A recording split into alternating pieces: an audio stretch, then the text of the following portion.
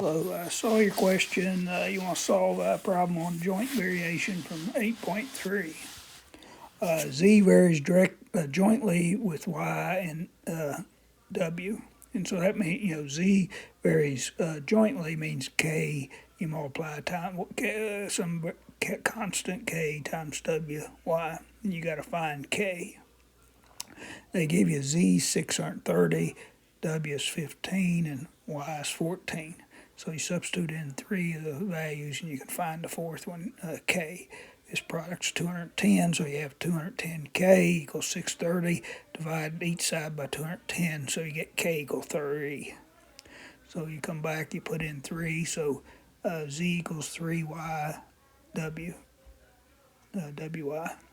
So then they want you to find Z when W is 70 and Y is 8. You multiply and you get to 1680, which looks like you already found. Hope this helps.